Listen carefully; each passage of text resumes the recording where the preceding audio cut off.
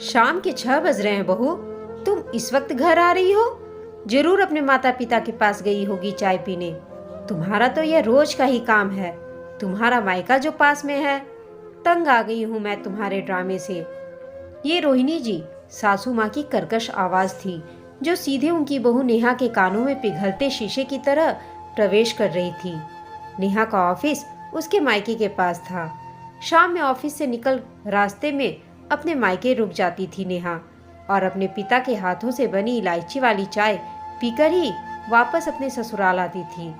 वृद्ध माता पिता की अपनी इकलौती लाडली बेटी का एक झलक के लिए सुबह से इंतजार करते रहते थे। इसलिए ऑफिस में कितना भी काम क्यों ना हो, उसे ड्रॉर में रखकर शाम की चाय पीने के लिए 10 मिनट के लिए ही सही अपना मायका जरूर जाती थी नेहा। ससुराल आते ही अपना पर्स स्कूटी से निकाल अपने कमरे में रखकर वह हाथ मुंह धोकर जैसे ही किचन में गई, वैसे ही उसकी सासू माँ की आवाज उसके कानों में गई। वैसे तो नेहा ने रमाबाई काम वाली को घर के हर काम के लिए लगा रखा था ताकि उसके ऑफिस जाने से सासू माँ को काम की परेशानी ना हो। सुबह का चाय और खाना बनाकर वह खुद जाती थी क्योंकि काम वाली के हाथों से बना खाना सासू माँ को पसंद नहीं था और अपने मायके से चाय पीकर भी वह समय से घर वापस आ जाती थी। परंतु फिर भी रोहिणी जी को उसका रोज मायके होकर आना बिल्कुल पसंद नहीं था। सिर्फ चाय लाई हो बहू? तुम्हें पता नहीं बाहर मौसम कैसा है? पकौड़े भी खिलाओ साथ में। नेहा के ससुर ने बाहर बारिश का मौसम देखकर नेहा से कहा। तभी उसकी सासू माँ ने कहा, इसे सब पता है, खुद मायके से चाय पकौड़े खाकर आई होगी, इसे क्या फर्क पड़ता है? हमारे लिए रमाबाई को छोड़ रखा है, बस इसे तो अपनी नौकरी और अपना मायका। सासू माँ ने फिर ताना मारा। नेहा को अफसोस हुआ, क्यों मना किया मम्मी को आज उसने? थोड़ी देर ही सही खा लेना था उसे भी पकौड़े। मम्मी के हाथों से बना प्याज का पकौड़ा मेरा फेवरेट है। वैसे भी ऑफिस से वापस ससुराल आते ही काम में लग जाओ, कोई एक बार भी नहीं पूछता कि कुछ खाया या नहीं। कभी कभी तो शाम की स्नैक्स टेबल पर रखी रह जाती है और रात के डिनर में उसे सब खत्म करना पड़ता है। रात में कल के ऑफिस के लिए कपड़े में प्रेस कर उसने अपना और अपने पति का कपड़ा रख दिया। कल ऑफिस में मीटिंग थी, उसकी तैयारी भी करनी थी। सुबह के ब्रेकफास्ट और लंच की भी तैयारी रात में करते करते नेहा को 11 बज गए थे। क्या बात है, परेशान लग रही हो नेहा? कल के मीटिंग के लिए शायद तुम परेशान हो? नेहा के पति ने गर्म दूध का गिलास नेहा के हाथ से लेते हुए पूछा। नेहा ने कहा, नहीं, मीटिंग के लिए छोटे अधिकारी नहीं, बड़े अधिकारी परेशान होते हैं। घर के साथ ऑफिस भी संभालूं और समय से घर वापस आऊं, इसलिए इस बार भी प्रमोशन छोड़ दिया है मैंने। वैसे मैं इन बातों से परेशान नहीं, क्योंकि यह मेरा फैसला है। मैं तो सासू माँ के तानों से परेशान हूँ। मैं और रमाबाई दोनों लगे रहते हैं कि उन्हें कोई परेशानी ना हो। ऑफिस से समय पर वापस भी आती हूँ, फिर भी सासू माँ नाराज होती हैं। उन्हें मेरा मायके जाकर शाम की चाय पीना पसंद नहीं। नेहा ने दिल की बात अपने पति रमन को बता दी। रमन ने कहा, मत जाओ न तो रोज, मंदिर थोड़े है कि हर रोज दर्शन करने जाओ। बचपन से मायके ही तो रही, दिल नहीं भरा तुम्हारा? मेरी माँ का दिल रख लिया करो, उनके इमोशन का ख्याल रखो। हो सकता है तुम्हारे देर से आने से वह तुम्हारी चिंता करती हो। छुट्टियों में चली जाया करो उन्हें बताकर। बहुत अनमने अंदाज में रमन ने अपनी बात रखी और दूध का खाली गिलास उसके हाथ में पकड़ा दिया। नेहा गिलास हाथ में लिए अवाक थी। इस घर के लिए खुद को रमाबाई से ज्यादा वह नहीं समझ पाई थी। हर बड़े छोटे काम उसे ही देखना था।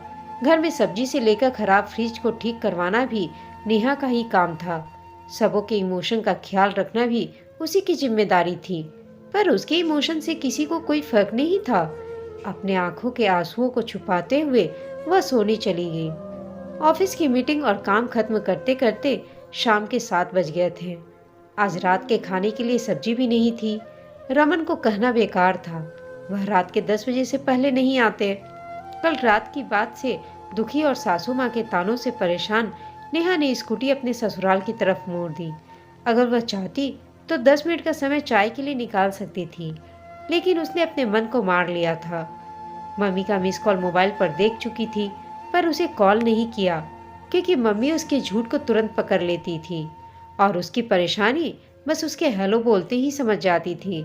इसलिए माँ को मैसेज कर दिया, आज मीटिंग है, शायद आज नहीं आ पाऊंगी।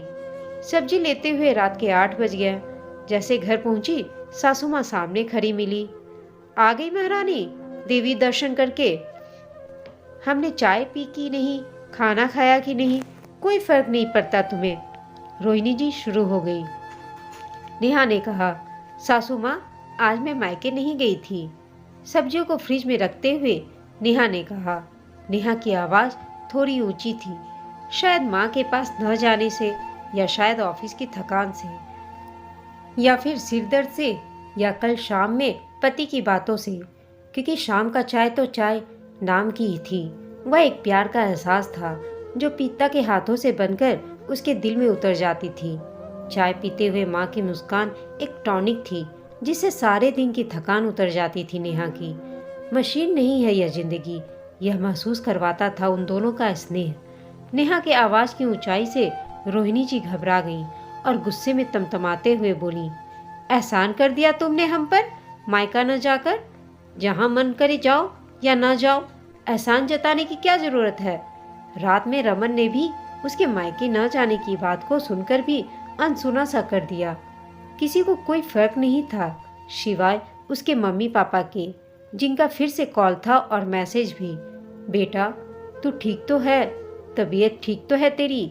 आज शाम की चाय पापा ने 8 बजे रात में पिया है, तेरा इंतजार कर रहे थे, वगैरह वगैरह। नेहा को एहसास हुआ एक बेटी के नाते अपने मम्मी पापा की छोटी छोटी खुशी का ख्याल रखना भी तो उसी की जिम्मेदारी है। अपनी ज़िंदगी के शाम का 10 मिनट तो मैं उस भगवान के लिए दे सकती हूँ जिसने मेरे लिए अपनी पूरी ज़िंदगी गुजार दी, जिसका एक ही सपना है, मेरी खुशी और मेरी मुस्कान। और उनके खुशी के लिए मेरा खुश रहना ज़रूरी है, क्योंकि मेरी परेशानी वह बिन कहे भाप जाते हैं और मुझे देख दुखी हो जाते हैं। घर का सारा काम निपटाकर नेहा सोने चली गई। नेहा ने अगली सुबह उठते ही अपनी मम्मी की फेवरेट सब्जी भिंडी का भरुआ बनाया और पापा के पसंद का ब्रेकफास्ट पोहा बनाकर टिफिन में पैक कर ऑफिस के लिए 1 घंटे पहले निकलने लगी। सासू माँ ने नजरों से सवाल किया और पति ने भी आश्चर्य किया तो नेहा बोलते हुए निकल गई, मम्मी के पास शाम में नहीं गई, अब सुबह चली जाती हूँ। सारे काम निपटा कर दिया है मैंने। ब्रेकफास्ट खाना, आपका टिफिन और आपके कपड़े सब तैयार हैं। जाते हुए बस 1 कप चाय पापा के हाथों का बना पीकर ऑफिस चली जाऊंगी और शाम में टाइम से आकर सासू माँ के लिए भी चाय बना दूंगी। नेहा की बात सुनकर सासू माँ निरुत्तर थी। कल शाम की ऊंची आवाज की वजह से शायद वह कुछ बोल नहीं पाई। नेहा की स्कूटी की आवाज सुन उसकी मम्मी समझ गई कि नेहा आ गई है। वह बगीचे से दौड़ते हुए दरवाजे पर आ गई। अरे आज सुबह सुबह बेटा? नेहा की मम्मी की खुशी का तो ठिकाना ही नहीं था। हाँ मम्मी, कल नहीं आ पाई थी ना, इसीलिए आज सुबह आ गई। पापा के हाथों की बनी चाय नहीं पीने से ऑफिस की थकान उतर ही नहीं पाई थी कल मेरी। चलो ब्रेकफास्ट करते हैं और चाय पीते हैं, फिर ऑफिस जाऊंगी। प्यार और स्नेह से भरी मायके की चाय पीकर नेहा मंत्रमुग्ध हो गई। दोस्तों, यह जग की रीत है कि बेटी का विवाह कर ससुराल भेजना है, लेकिन इसका यह मतलब नहीं कि बेटी पराई हो गई है। उसे पूरा हक है कि वह अपने जन्मदात्री से स्नेह करे, उनका ख्याल रखे। शादी के बाद भी अपने मायके की चिंता एक बेटी को हमेशा लगी रहती है। आपको यह कहानी कैसी लगी हमें कमेंट करके बताइएगा। साथ ही कहानी अच्छी लगी हो तो इसे लाइक, शेयर और चैनल को सब्सक्राइब करना ना भूलें। कहानी सुनने के लिए आप सबका धन्यवाद।